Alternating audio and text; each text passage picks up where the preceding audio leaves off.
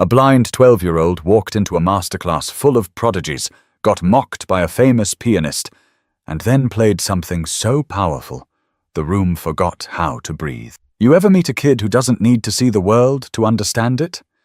That was Torian Breyer, just 12 years old, born blind, but somehow he noticed more than most people with perfect vision.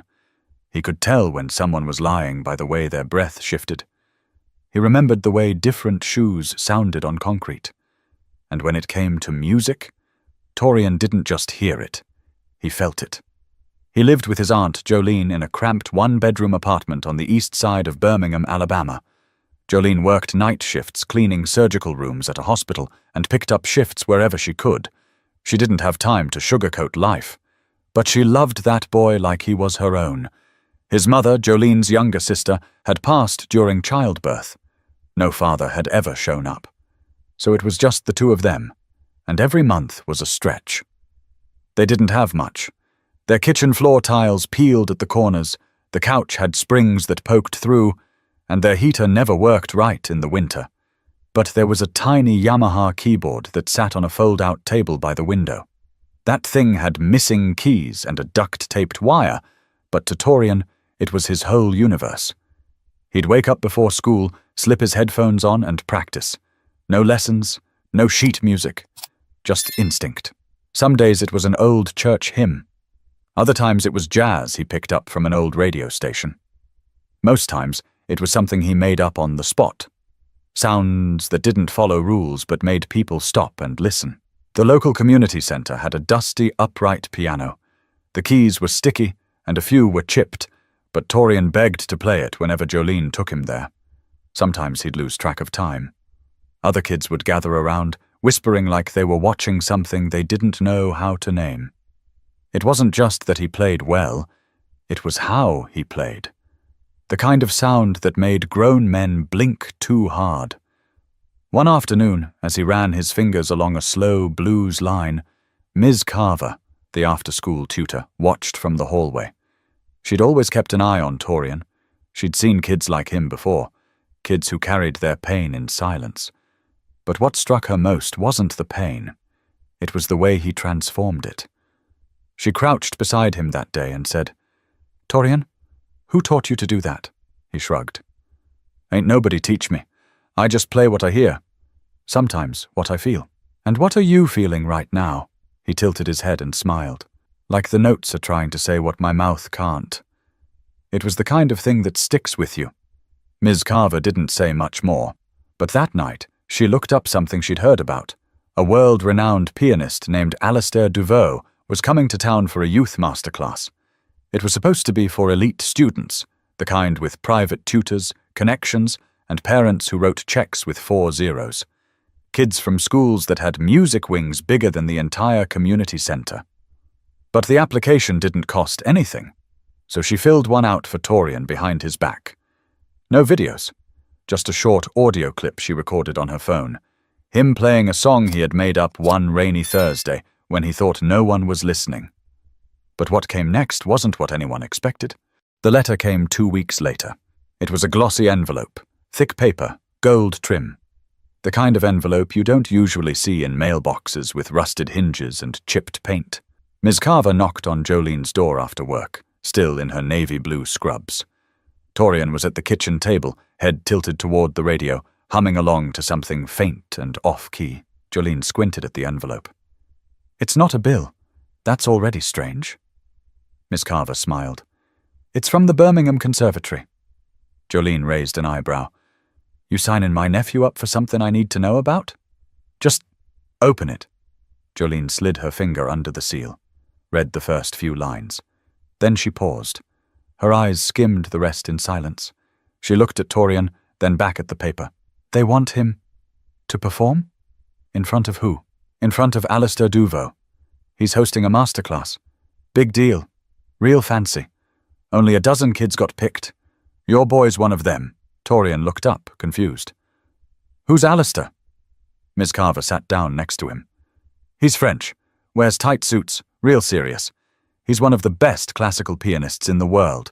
Plays in Vienna, Tokyo, Paris. Sells out halls with balconies taller than trees. Well, let's just say he doesn't usually come to this part of town. Torian leaned in. Why would he want me? He doesn't know it's you yet, she said carefully. They picked the audio submission. They don't know anything else. There was a silence. Jolene spoke first. So you mean, once they see him? Miss Carver cut her off gently. Then we let the music speak for itself. It was a strange week after that. Torian didn't talk much about the invitation. He practiced more, but not obsessively. He didn't know what to expect, so he didn't expect anything. Jolene, though, was restless. She borrowed a dress shirt from a neighbor, cleaned his sneakers with a toothbrush, even cut his hair herself with shaky hands. You're gonna go in there and make them listen, she told him one night. No matter what they think they see. The day of the event, the three of them took the city bus. Ms. Carver met them at the station with a to-go bag of biscuits and water bottles. Eat something. This place don't believe in snacks. The conservatory was in downtown Birmingham, near the business district. Big glass windows, manicured hedges, marble floors inside. The kind of building where people's voices automatically drop to a whisper. As soon as they entered, the difference hit hard. The other kids were already there. Polished shoes, designer blouses, parents with clipboards and leather bags. Some were warming up on electric keyboards they'd brought along. One girl had a custom pink metronome shaped like a swan. Another boy, tall and nervous, was doing finger stretches while his mother rubbed his shoulders. Torian didn't speak, but he could hear it. The rustle of expensive fabric, the careful words, the way laughter never reached the back of anyone's throat. He stood still, cane tapping gently until Ms. Carver whispered, "We're right behind you, kid. Don't worry about them." Then came the voice. "Who's he?" It was a low, European-accented drawl. Alistair Duveau had entered from a side hallway. Tall, silver hair swept back, wearing a dark, tailored suit that looked like it cost more than Torian's aunt made in a month. His assistant leaned in and whispered something. Alistair glanced at Torian's cane, then his worn sneakers. He smirked. Let's not waste the piano on charity cases, shall we?" The words weren't loud, but they were loud enough. A few of the students laughed under their breath. Some parents looked away. Miss Carver took a step forward, but Jolene grabbed her arm, shaking her head.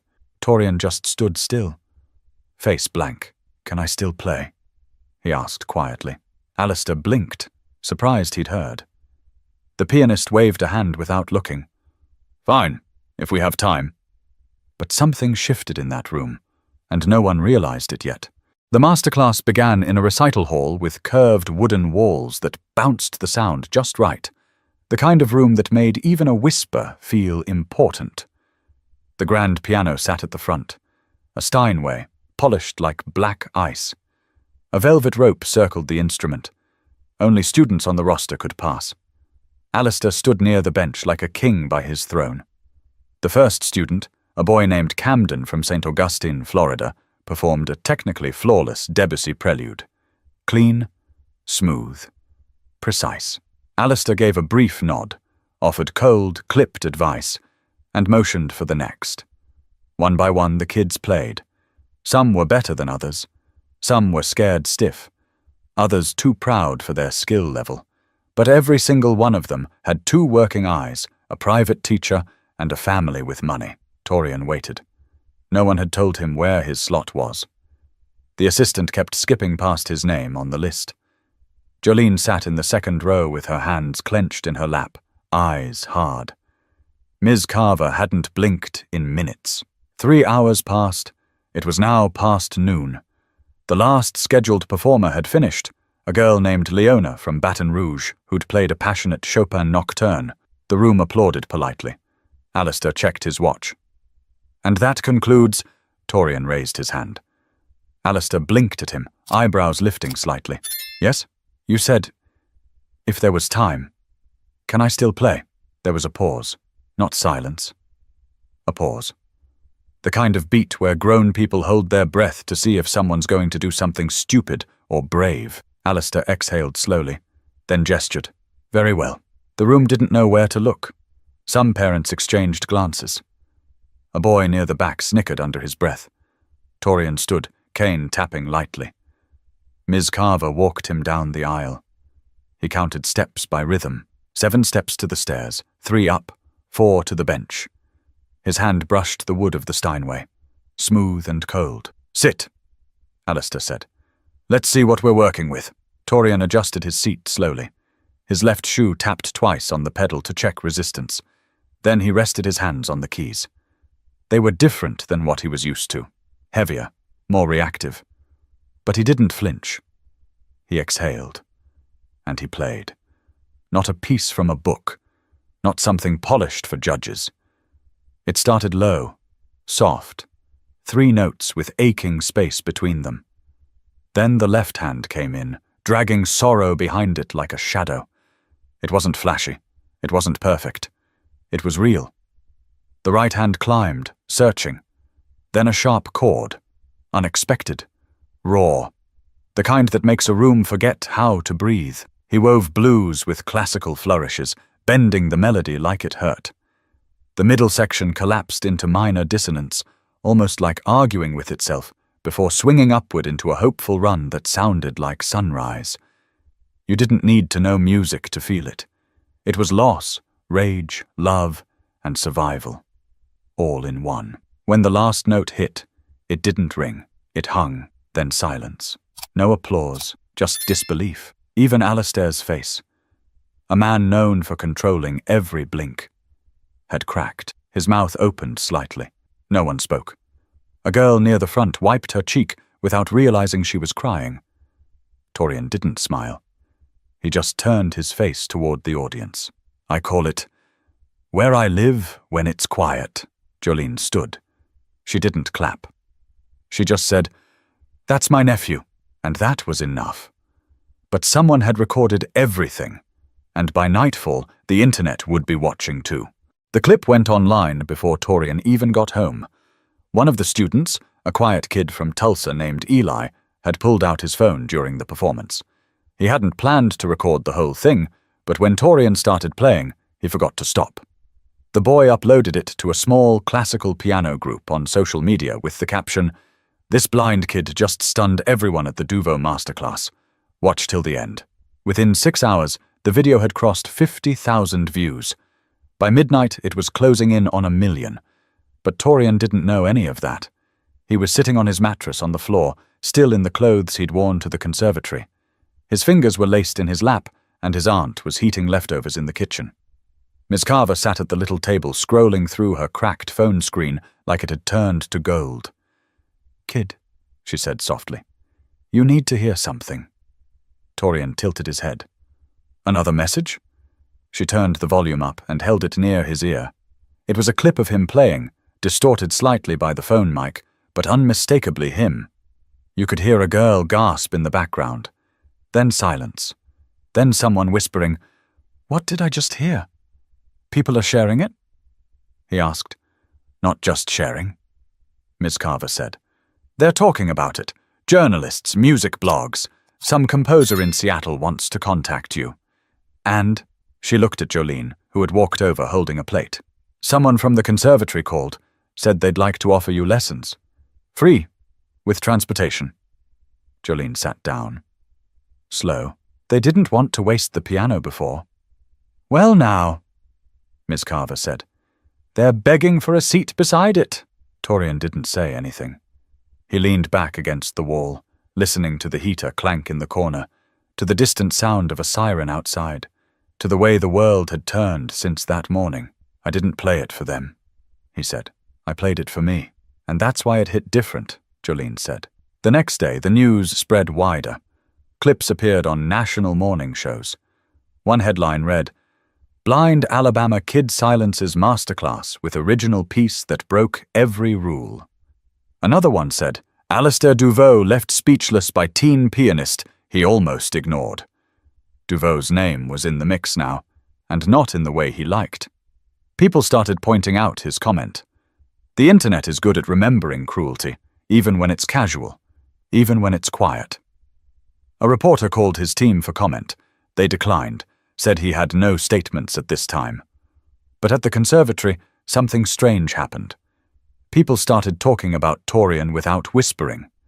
A music professor replayed the clip during a lecture on emotion in performance. A local jazz artist reached out and offered to mentor him. Even the mayor's office sent a message asking if he'd be willing to perform at the upcoming city festival. But Torian, he kept going to the community center. Same piano, same cracked bench, same chipped keys. He didn't want to leave it behind. One day while he was playing, a woman came in during the middle of a piece. She was quiet, sat in the back, didn't speak until he stopped. "You wrote that?" she asked. "Yes, ma'am." "What key was it in?" He thought for a moment. "I don't know. I don't think about it like that." She stepped forward, her voice soft. "That's how I used to write when I was your age." Turned out she was Monique Sevier, an old blues pianist from Louisiana who'd played with legends in the 80s. She offered to teach him how to write his music down, not to change how he played, just to help him remember it, protect it, shape it. "I can't give you eyes," she said, "but I can give your songs a spine." But the real test wasn't behind him. It was waiting at the front of the same room where it all started. By the time the third week passed, Torian's name had made its way into homes that didn't even know how to pronounce Birmingham. His face, the one people kept cropping from a still frame of the video where his fingers hovered above the keys, had become a symbol. Some called him a prodigy, others called him a miracle. He didn't call himself anything. He still walked the cracked sidewalks to the corner store to buy canned peaches, still tied his shoelaces slow, using the same double-loop trick his aunt taught him at 5, still sat at the community center piano and let the keys lead him, not the other way around. But outside his world, things moved fast. The video had passed 10 million views. People started reaching out. One producer in Los Angeles offered to fly Torian out to appear on a talk show. A streaming service emailed Jolene about a short documentary. Even the conservatory, the same one that once forgot to list his name, offered him a scholarship for private lessons and a formal music education. Jolene wasn't sure how to answer any of it. She still made her way to work every night, walking through the hospital's back entrance and praying the vending machine didn't eat her last dollar. Ms. Carver helped where she could, answering emails, keeping track of the offers. But she reminded Torian every day, don't let the noise become louder than the music. One afternoon, they got a call from the conservatory director himself, Dr. Shiloh Brennett. His voice was firm but polite, said he wanted to clear the air. He invited them back, not as applicants, but as guests of honor at an upcoming gala for the city's music program. Said it was important Torian be there. Symbolic, he called it. Jolene hung up the phone and stared out of the window. They want you now, she said. Because they have to, not because they believe in you. Torian sat at the table, his fingers tracing invisible patterns on the wood. Does it matter why? There was no easy answer. The gala was held at the same recital hall, same polished floors, same velvet ropes. But this time, Torian's name was printed on the program, in bold letters, right at the top. He wore a simple suit Ms. Carver found at a thrift store uptown. Someone had tailored it just enough to fit. His sneakers, freshly cleaned, still had the same faded stripe from when he first wore them to that master class. People greeted him at the entrance, smiled too wide, spoke too fast, called him incredible, gifted, a national treasure, but their hands shook when they tried to guide him, not because of who he was, but because they knew who they hadn't seen him as just weeks ago. Dr. Brennett approached halfway through the night. We're honored you came, Torian, he said. We'd like to offer you a full academic track. You'll be mentored by faculty, participate in statewide competitions. It's all covered. Torian's head tilted slightly. Will I still be allowed to play what I feel? Brennett paused. Of course. With guidance. He nodded.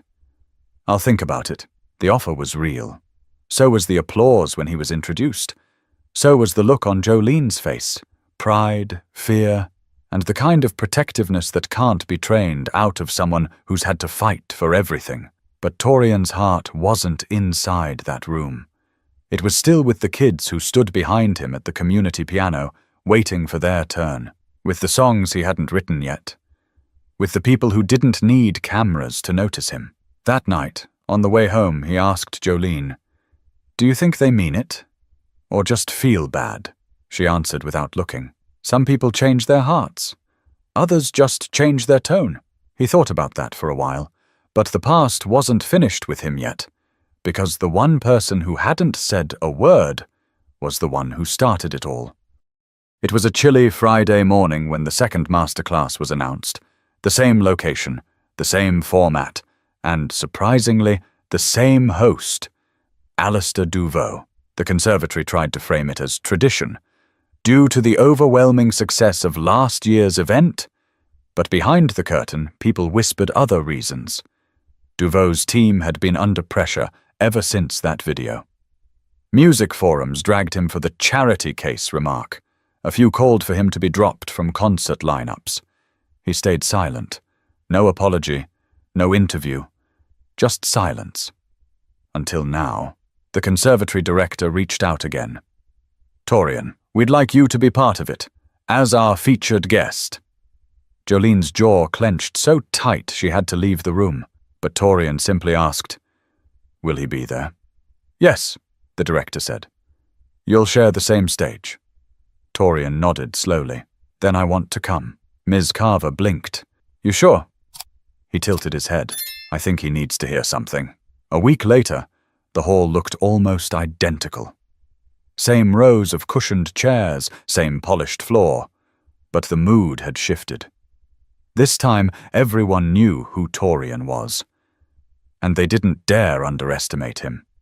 He didn't dress up, no suit, no tie, just jeans, a clean shirt, and those worn sneakers. Jolene, sitting in the second row again, wore the same expression as the first time. Alert, steady, watching every move. Alistair entered 10 minutes late. No smile. Just a small nod to the director and a quick scan of the room. His eyes landed on Torian. Held for half a second, then moved on. The program was brief. A handful of young pianists, mostly returning students, technically sharp, well practiced. But the room was waiting for only one moment. Torian's. The director took the mic. "This young man doesn't need an introduction, but he deserves one. He reminded us that music doesn't ask where you come from, only who you are. Please welcome Torian Breyer." No clapping, just standing. Every single person rose to their feet. He walked calmly to the piano, hand brushing the edge to orient himself. No cane this time.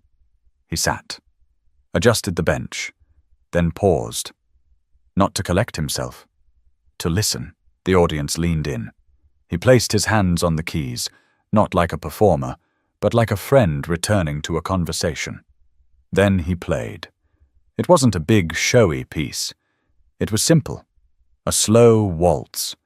Each note hung like a breath being held. Then came fragments, little glimpses of the blues, gospel shadows, whispered grief, laughter hidden in major chords. He stitched his memories into music.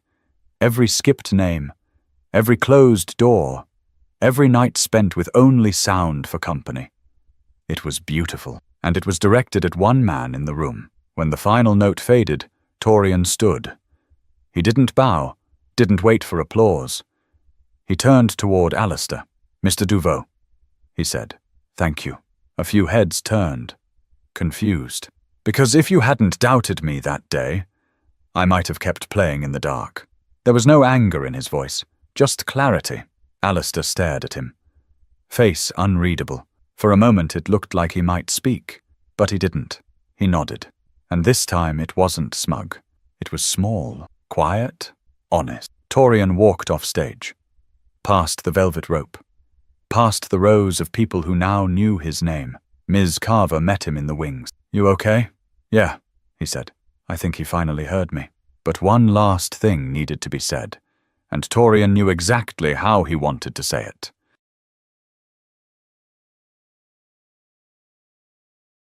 3 days after the second masterclass, Torian sat at the same kitchen table he'd grown up eating at. Same corner chair. Same chipped edge he always tapped his knuckle against when thinking. There was a new letter on the table. Heavy paper again. This time it was from the Baltimore School for the Arts. They wanted him for a year-long mentorship program. All expenses covered. Travel included. His aunt stared at it like it might explode. "They want you to leave Birmingham for 6 months," she said. Torian was quiet for a moment. Then, "What would you do without me messing up your grocery list?" Jolene smiled. "Just barely. I'd probably start writing it in pen again." He rubbed his hands together slowly, feeling the familiar grooves of his fingertips. "If I go, I won't stop playing. But if I stay, I can keep helping the other kids at the center." "Baby," she said softly, "they'll still be here when you get back. But this window, it may not open again." He didn't answer right away. He listened. To the silence between the refrigerator hums, the ticking of the wall clock, the distant sound of a neighbor arguing on the phone. All of it was familiar, comforting, but he could feel something pulling at him too, something bigger than fear. That night, he sat with Ms. Carver at the community center piano. She brought sheet music, his own, the pieces she and Monique had helped him transcribe over the past few weeks, pages that now held his sound in black ink. "They're calling you a symbol now," she said, sliding the pages in front of him. "For people who've been overlooked, for kids who think they have to be perfect to matter." "I'm not perfect," he said. "And that's the point," she replied. "You're not a trophy. You're a reminder." The next day, Torian recorded a message for the younger kids at the center. Ms. Carver filmed it with her phone. He sat on the piano bench, hands folded, face turned toward the light from the window. "I didn't get here because I knew everything," he said. "I got here because I kept playing even when nobody cared. Even when they laughed. Even when they said no." He paused. "Whatever you have, use it. And if they won't open the door, build your own." He smiled, just slightly. Then added, "And don't be afraid to sound different." They uploaded the video that night. It never went viral. No interviews came from it, but it lived where it mattered. In that building, in those kids, in the places where encouragement rarely knocks. Torian left for Baltimore 2 weeks later. He didn't cry at the airport. Jolene didn't either. They stood together, side by side, arms pressed close, quiet in the way that only deep love knows how to be. At the gate, she hugged him once. "You see better than most sighted people I know," she said. He grinned. "I don't need eyes to know where home is." 6 months passed. He came back taller, a little surer. He played at the city's annual festival. He even returned to the conservatory, not to perform, but to sit beside other kids from his side of town as they auditioned. He clapped for every one of them. He gave tips. And most importantly, he listened. Years later, Torian Breyer would go on to compose a full symphony performed in Washington, D.C. with a live broadcast. But when asked in interviews about the moment that changed everything, he always went back to that first masterclass. "That day, I wasn't just playing music," he'd say. "I was showing people how I see the world." Because the truth is, vision isn't always in your eyes. Sometimes it lives in your hands, in your story, in your voice when you speak up, even when they try to keep you quiet. If you felt something in this story, if it reminded you of someone who's been overlooked, ignored, or doubted, share this. Not because of views, but because somewhere out there, another Torian is still waiting to be heard. And if you haven't already, subscribe. More stories like this are coming. Real ones. Ones that matter.